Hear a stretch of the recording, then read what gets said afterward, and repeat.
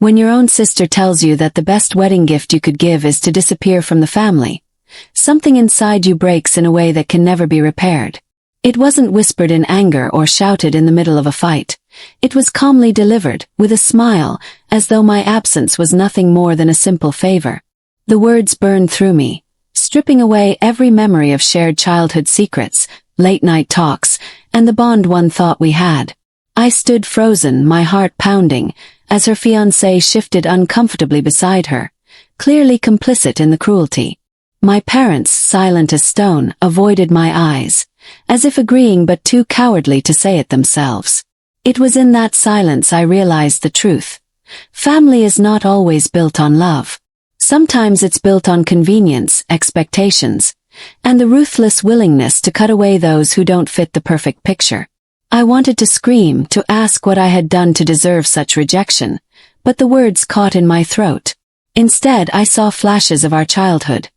Her hand gripping mine on the first day of school, the way she cried when she thought I was hurt, the times we swore we'd always protect each other. And yet here she was, tearing me from the very foundation of my identity as if I was disposable. That was the moment I learned that being unwanted by your own blood doesn't destroy you. It transforms you. You either collapse under the weight of their betrayal or you rise stronger, sharper, and unwilling to ever beg for love again. I didn't know it then, but her cruel demand would become the beginning of a story neither of us would ever forget. The night before my sister's wedding should have been one of celebration, a night filled with laughter, teasing, and endless chatter about her new life ahead. The house was dressed in flowers and soft golden lights, every corner buzzing with relatives who had flown in from near and far. The scent of marigolds hung heavy in the air, mixing with the sweetness of the desserts that lined the kitchen table. People whispered about the groom's wealthy family, admired the expensive decorations, and talked about how beautiful the bride looked even in her casual clothes. To everyone, it was the perfect picture of a perfect family preparing for a perfect day. But inside me, there was a storm waiting to break. I'd felt like an outsider all week. My mother constantly shooed me away from the important tasks, as though I would somehow ruin them. My father's eyes slid past me like I wasn't there.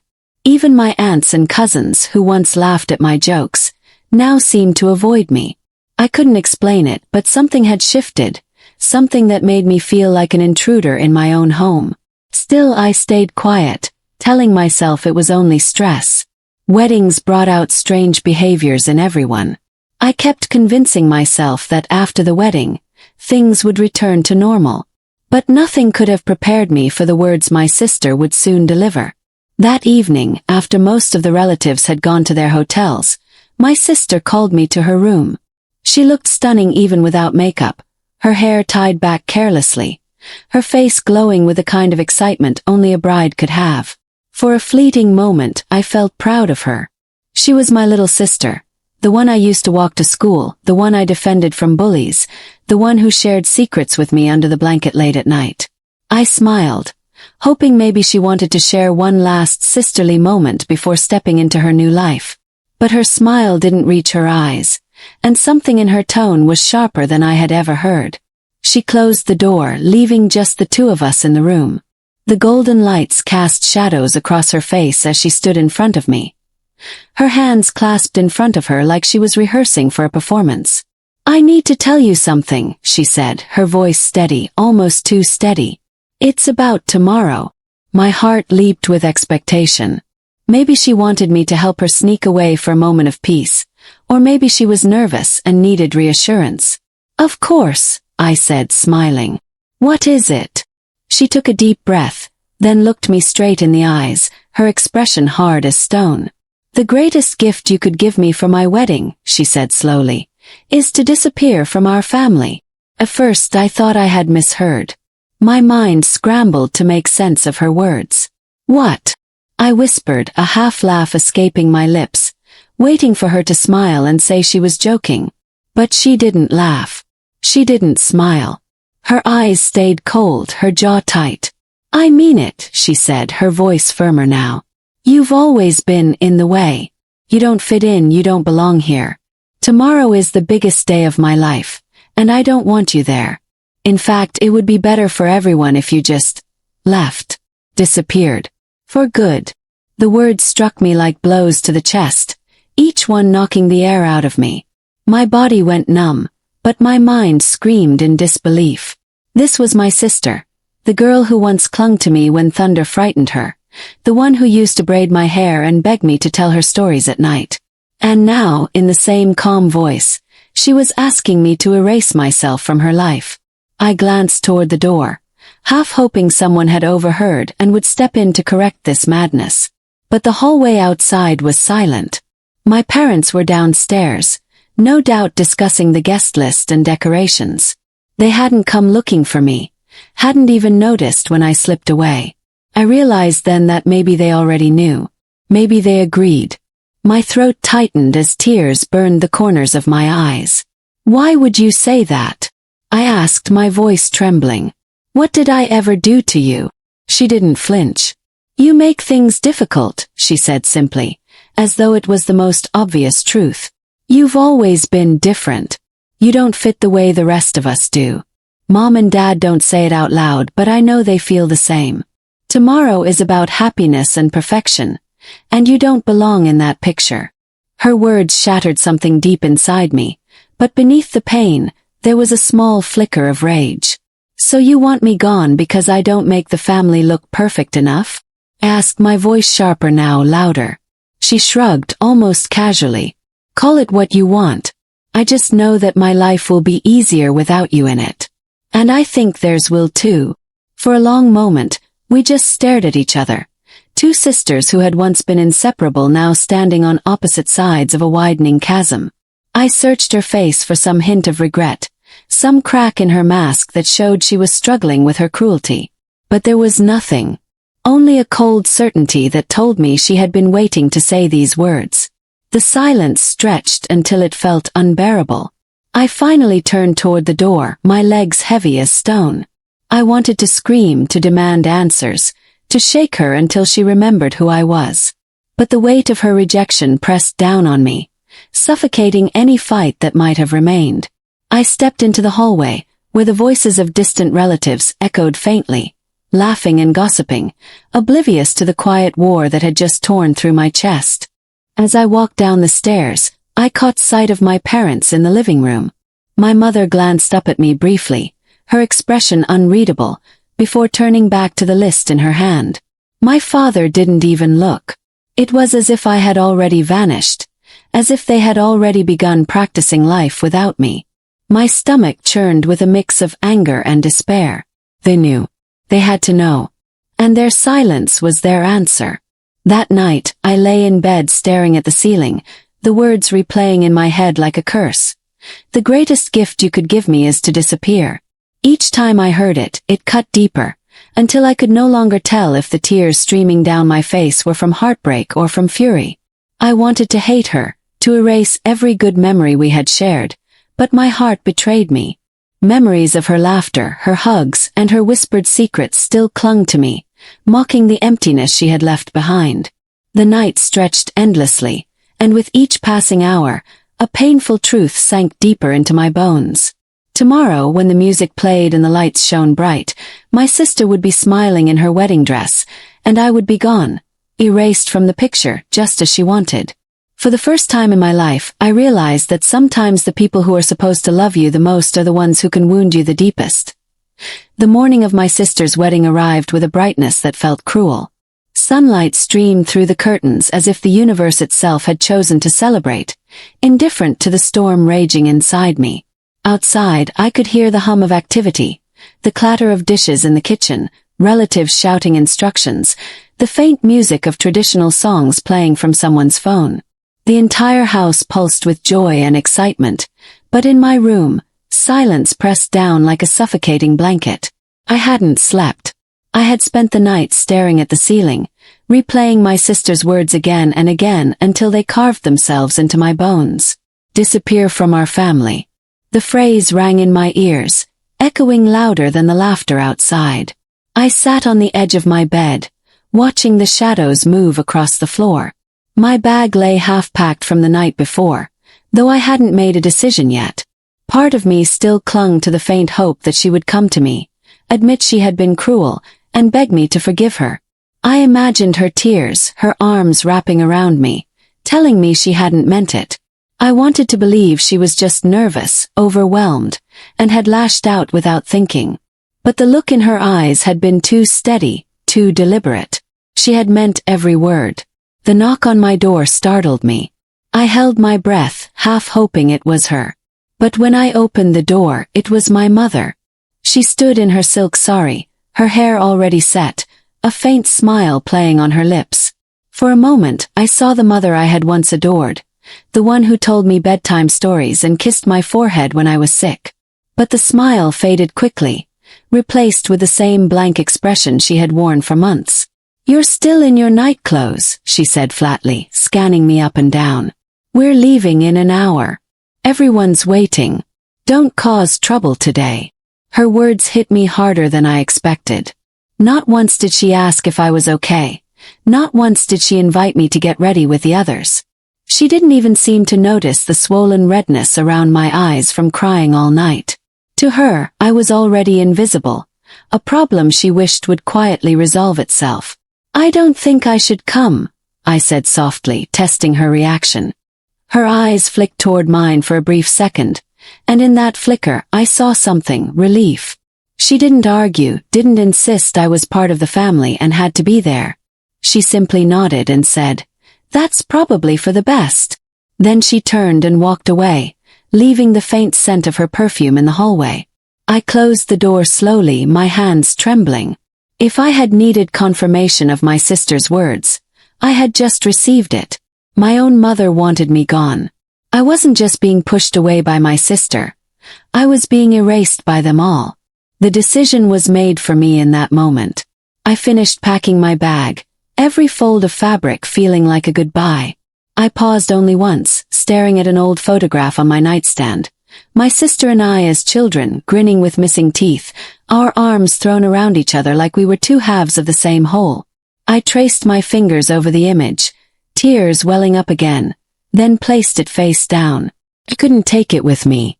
It belonged to a lie, and I didn't want to carry that lie into my new life. By the time the family car pulled out of the driveway, filled with laughter and music, I was already walking in the opposite direction. The road ahead stretched endlessly, lined with trees that cast long shadows across the pavement. My suitcase rattled behind me, its wheels catching on the uneven stones. I didn't know where I was going, only that I couldn't stay. The city felt different when you had no one to return to. The streets that once buzzed with life now seemed harsh and unwelcoming.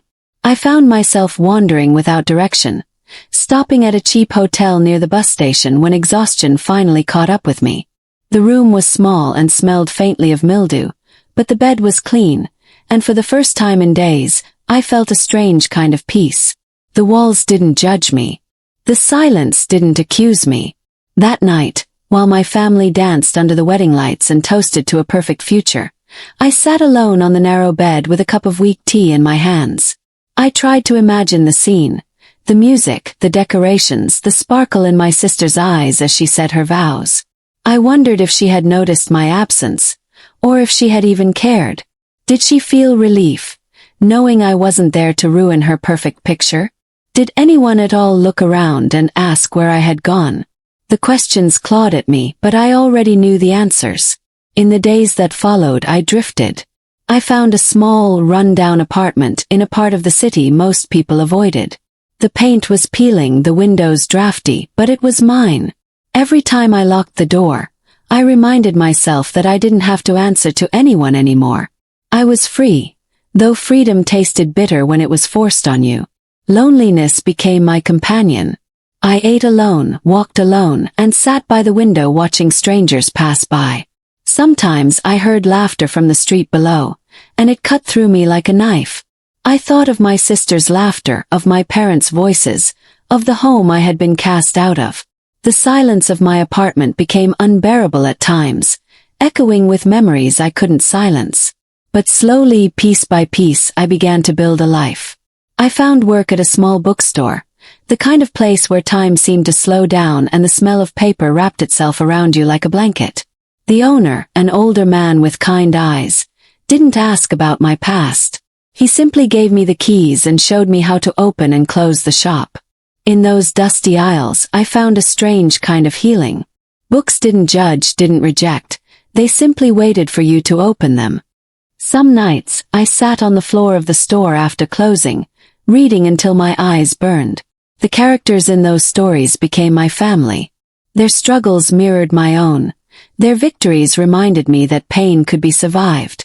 Each page stitched a small piece of me back together. Still, the wound of rejection lingered. I often dreamed of my sister, her voice echoing in my head, her words cutting me down again.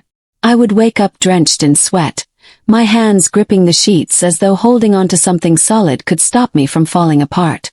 But every morning I forced myself up, dressed, and walked to the bookstore. Routine became my lifeline, pulling me through the darkness. Months passed.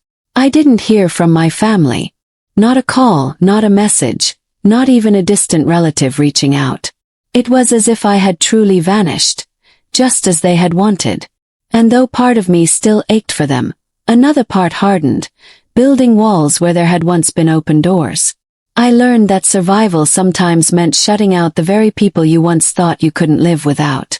One evening, as I was closing the bookstore, I caught sight of a wedding magazine left behind by a customer. On the cover was a smiling bride, her face glowing with joy. For a moment, I was transported back to that night, my sister's cold eyes staring into mine. My chest tightened and I felt tears prickling, but then something surprising happened. Instead of breaking down, I felt a quiet strength rise within me. I had survived. I had been cast out, left behind, erased. And yet, here I was alive, working, breathing, building. I wasn't gone. I hadn't disappeared. For the first time, I understood that their rejection didn't define me. It wasn't proof that I was unworthy. It was proof that they were incapable of loving me as I was. And though the pain still lingered, I knew I had taken the first steps toward a life that belonged to me, not to the family that had discarded me. That realization didn't erase the hurt, but it gave me something even more precious. Hope. The days turned into months, and the months began to slip into a quiet rhythm. My life was no longer filled with the chaos of family gatherings or the sharp sting of their rejection. Instead, it was built on routine.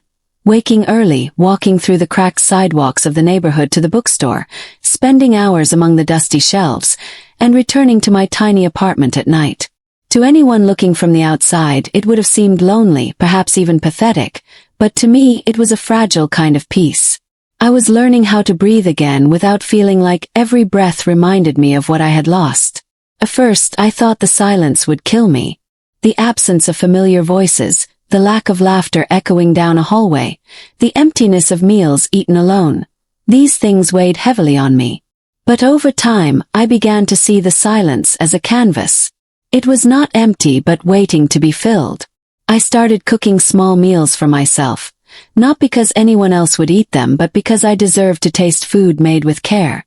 I bought a plant for the windowsill, and when it bloomed with tiny white flowers, I felt a flicker of pride that something fragile could still grow under my care. The bookstore became more than just a place of work. It became a sanctuary. The customers varied. Students searching for textbooks, old men hunting for novels from their youth, children tugging at their parents' sleeves begging for colorful storybooks. I learned their names, their habits, their favorite genres. With each interaction, I felt a little less like a ghost. The owner, Mr. Harris, often lingered in the back with his tea, watching me with the quiet patience of someone who understood what it meant to carry unspoken pain.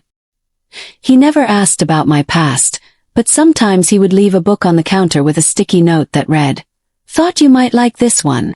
Each book he chose seemed to speak directly to me, as if he knew the pieces of myself I was trying to rebuild.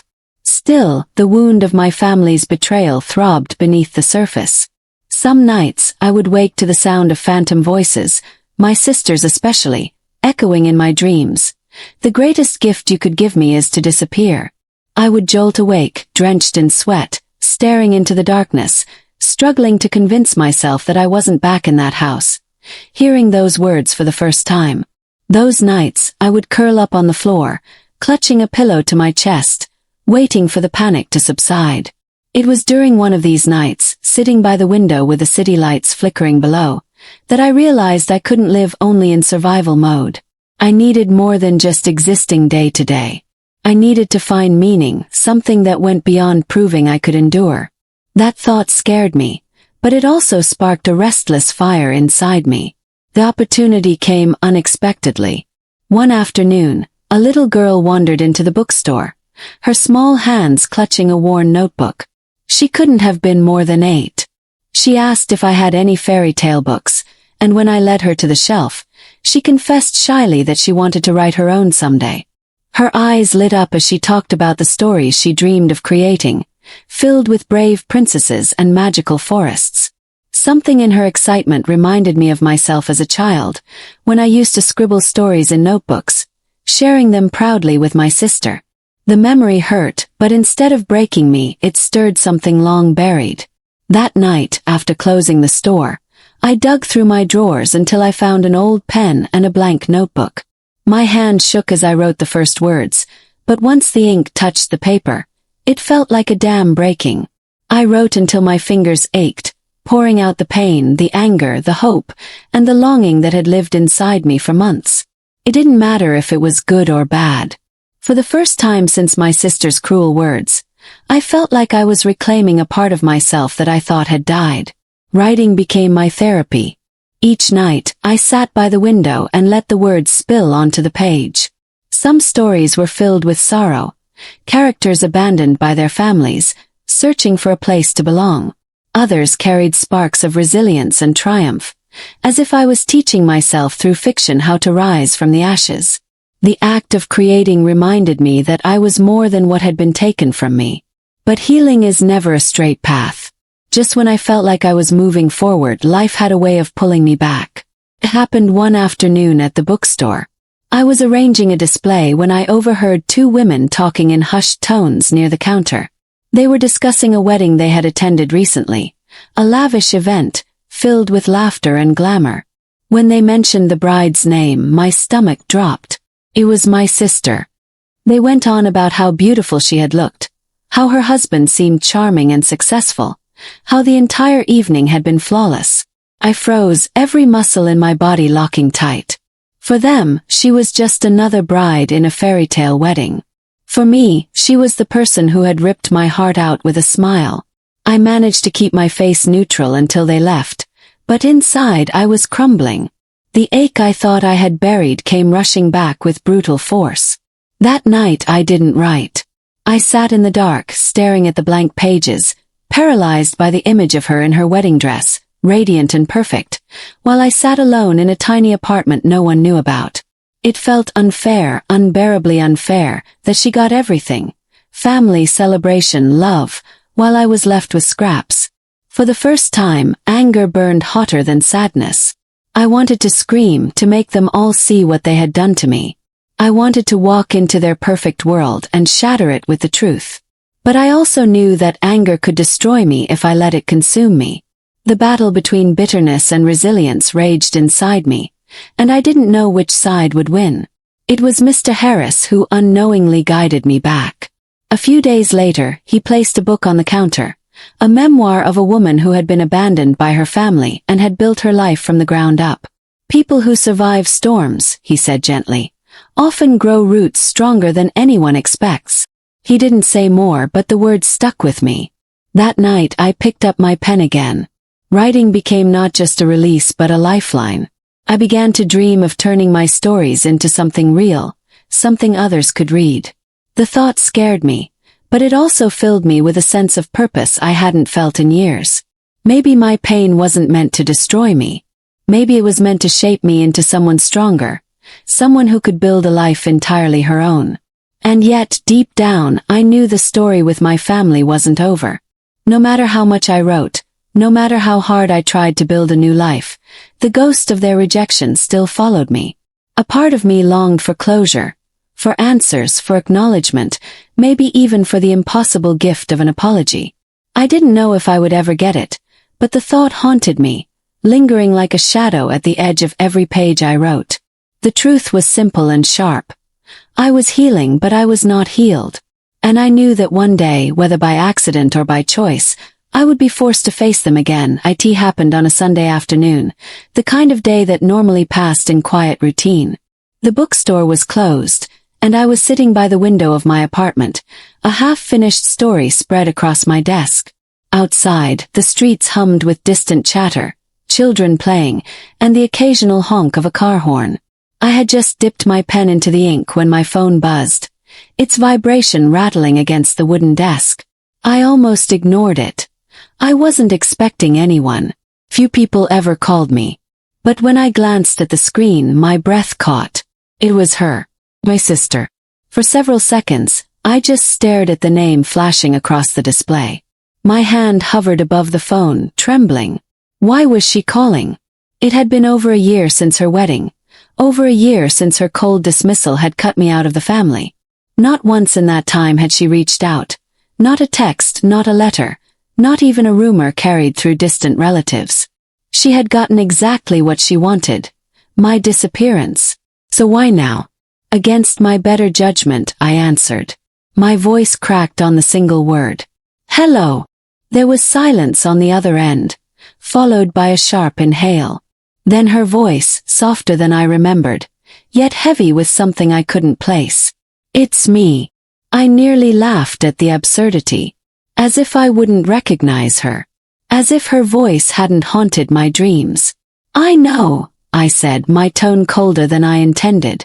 Another pause. I didn't know who else to call. The word stung. She hadn't called because she wanted me. She had called because she had no one else. That realization both angered and saddened me. What do you want? I asked flatly.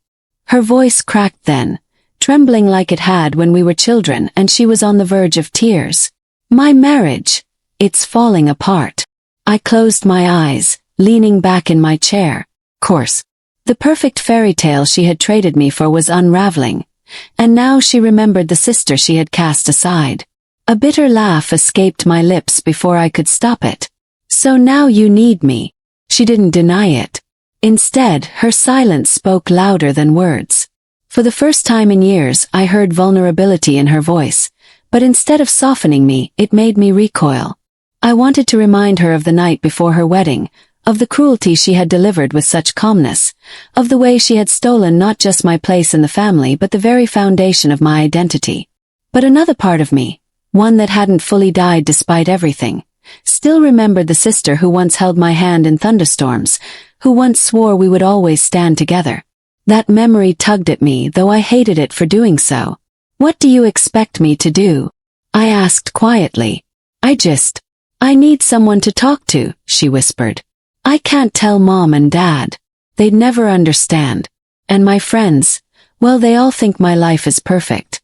But it isn't. It's falling apart, and I don't know what to do. Her words sank into me like a stone. She was right about our parents. They cared only about appearances, about maintaining the illusion of perfection. They wouldn't tolerate failure. And her friends, were they even real friends or just people dazzled by the image she projected? The thought stirred something almost like pity in me, but I forced it down. You told me the best gift I could give you was to disappear, I reminded her, my voice shaking with restrained anger. And I did. You got your wish. So why are you calling me now? Her breath hitched. Because despite everything, you're the only one who ever really knew me. And I miss you. The words cut me open. For a long time I said nothing, staring at the cracks in my ceiling as tears blurred my vision. I wanted to hang up, to shield myself from the storm she was trying to drag me back into. But I couldn't. Against all reason, I stayed on the line, listening to her sob quietly. That night marked the beginning of something I hadn't anticipated. The slow re-entry of my sister into my life. She called again the next day and the day after that. At first, I kept my responses short, guarded. I didn't trust her. I didn't trust myself not to be hurt again. But little by little, the walls I had built began to crack. She confided in me about her husband's temper, about the arguments that left her feeling small and powerless, about the nights she cried herself to sleep. I listened, torn between resentment and the aching bond of blood. One evening, after yet another call that stretched late into the night, I set my phone down and stared at my reflection in the darkened window. I barely recognized the woman looking back at me. Stronger, yes. More independent. But also scarred, her heart pulled in two directions, toward the safety of distance and the dangerous lure of reconciliation. The decision weighed heavily on me. Should I let her back in, risk reopening wounds that had barely begun to heal? Or should I protect myself, keeping the boundaries I had fought so hard to build? My answer came sooner than I expected. A week later, she showed up at the bookstore. I had just finished helping a customer when I looked up and saw her standing by the door, her figure framed by the afternoon sunlight. For a moment I thought I was hallucinating. She looked almost the same as she had on her wedding day, beautiful, composed, but her eyes told a different story. They were tired, hollow, brimming with unspoken sorrow. I froze behind the counter, my heart hammering. Customers milled around us, oblivious to the weight of the moment. She took a hesitant step forward, then another, until she was standing just a few feet away. "Hi," she whispered, her voice trembling. "It was such a simple word, yet it carried the weight of years of silence and betrayal. I didn't respond immediately. Instead, I studied her face, searching for the sister I once knew. I wanted to see guilt, regret, maybe even love. What I saw was desperation. "I didn't know where else to go," she said, her voice breaking. "Please, can we talk?" Every instinct screamed at me to say no, to turn her away just as she had turned me away. But something stronger, something I couldn't name, made me nod. I gestured toward the back of the store, where a small table and two chairs sat unused.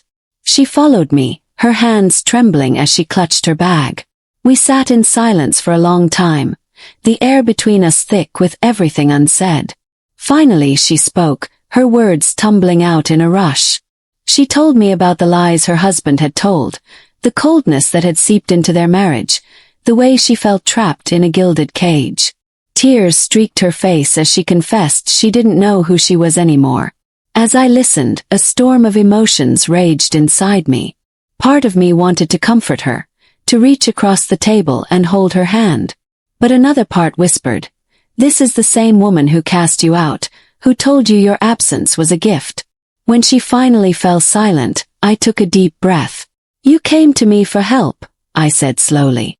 "But do you realize what you did to me? Do you understand how deeply you hurt me?" Her eyes filled with fresh tears, and she nodded. "I know. And I'm so sorry.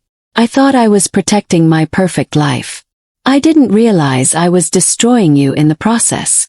Her apology hung in the air, fragile and uncertain. For the first time, I saw genuine remorse in her eyes. It didn't erase the past, but it cracked something open inside me. In that moment, I realized the truth. Forgiveness wasn't about forgetting or excusing. It was about freeing myself from the chains of her cruelty. And while I wasn't ready to forgive her fully, I was ready to take the first step. I leaned back in my chair, my voice calm but firm. "If you want me in your life again, it won't be on your terms. It will be on mine. And this time I won't disappear." Her lips trembled into a shaky smile, and for the first time in years, I felt the faintest flicker of hope that maybe, just maybe, we could rebuild something new. The weeks that followed her visit to the bookstore were unlike anything I could have predicted, a slow and hesitant dance between reopening old wounds and testing the fragile bridge we were building. She called often, sometimes just to hear another voice in the quiet of her apartment, and other times to pour out the tangled pain of a marriage that had unraveled behind closed doors. Though a part of me still wanted to keep her at arm's length, I couldn't ignore the rawness in her voice, the desperation that came not from arrogance but from fear. One evening, she confessed that she had finally left her husband, packing a single suitcase and walking away from the house that once stood as her proudest trophy. "I don't know where I belong anymore," she whispered through the phone, and though I wanted to remind her that she had once made me feel exactly the same, I bit back the words. Instead, I simply said, "Come by tomorrow. We'll figure it out." And she did. She showed up at my apartment, looking smaller than I remembered, carrying her suitcase like a badge of both defeat and courage. She stayed on my couch for several days, the air between us thick with unspoken apologies and tentative laughter, as if we were relearning how to be sisters.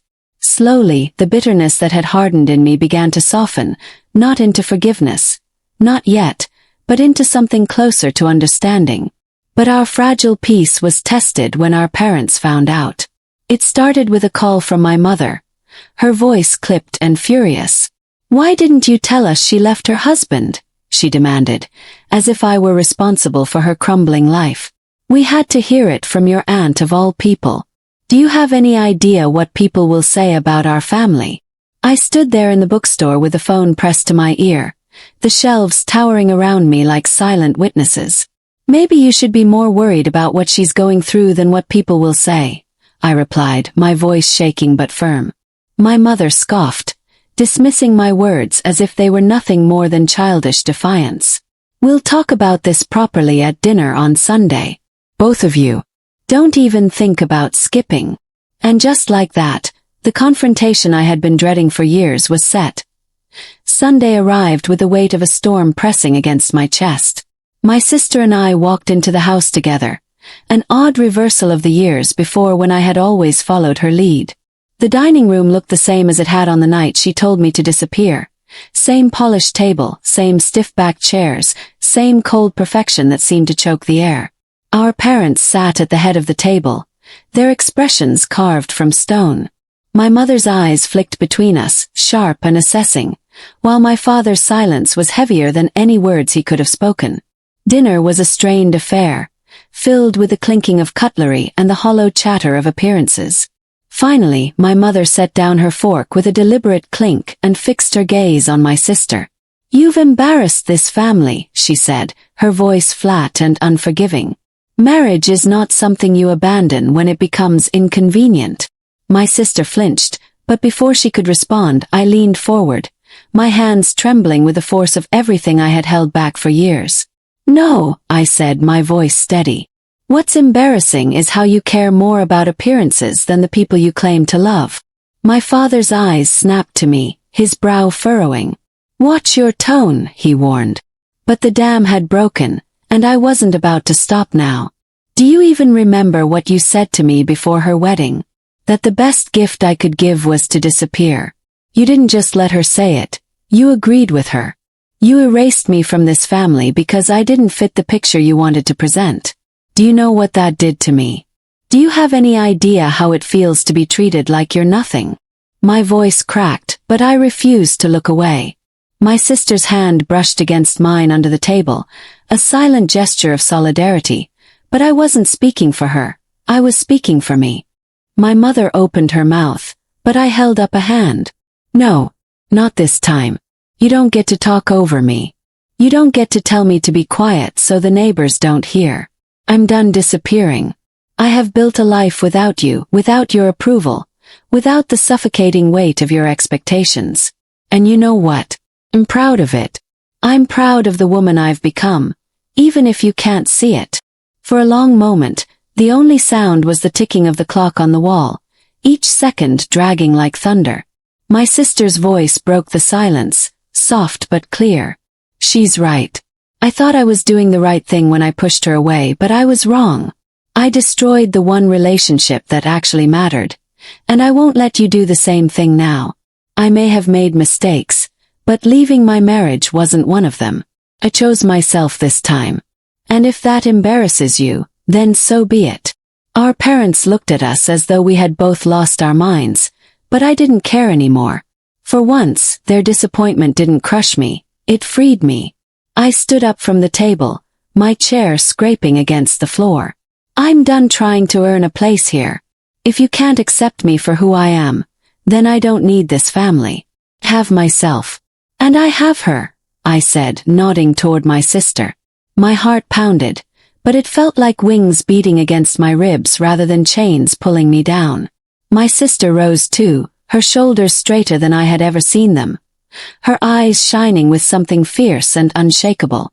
Together we walked out of that house, leaving the polished table and the cold stairs behind. Outside, the evening air wrapped around us, cool and liberating. For the first time in years, I felt light, as if the weight of my parents' expectations had finally slid off my shoulders. My sister walked beside me, silent at first, then whispered, "Thank you for not giving up on me, even when I deserved it."